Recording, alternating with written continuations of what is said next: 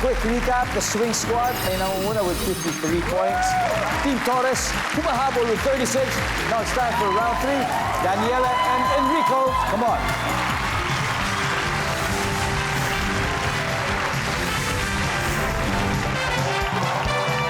Good luck. Top 6 answers are on the board.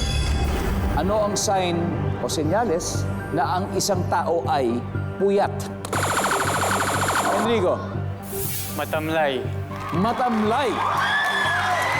Kaya pag nagbabasketball, hindi pwedeng puyat kasi walang energy. Matamlay.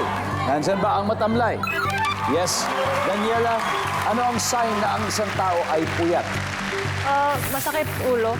Masakit ang ulo. Bawal din ba mag-golf pag puyat?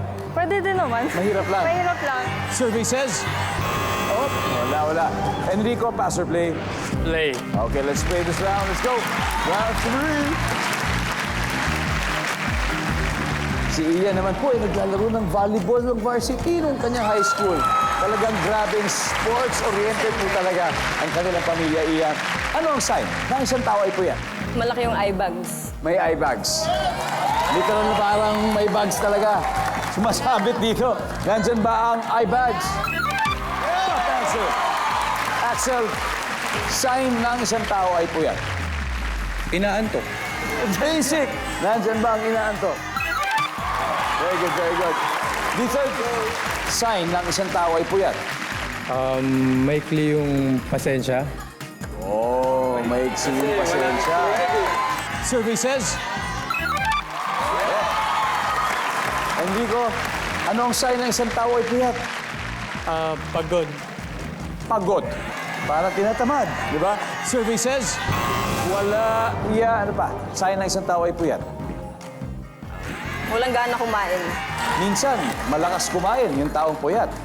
Dahil nagsistress eat na actually hindi siya okay. Hindi mabuti para sa katawan natin. Nandyan ba ang walang gana kumain? Wala rin. Alright, swing squad. Ready? Axel, one last chance. Ano ang sign ng isang tao ay puyat? Galit. Galit. Parang mainit ang ulo. Parang ganon. Survey says? Okay, swing squad. Christy, eto na naman tayo. Ano kaya ito? Hindi makapag-focus sa ginagawa. Hindi makapag-focus, Daniela. Sign na ang isang tao ay puyat? Sabaw. Sabaw. Parang yung description mo kanina. Kaya na. Masungit. Masungit. Oh, iba rin. Okay. Naughty, isang tamang sagot lang. Bigyan mo ako ng sign na ang isang tao ay puyat. Naughty. Maputla. Maputla. Sabi po nila maputla. Nandiyan ba yung survey?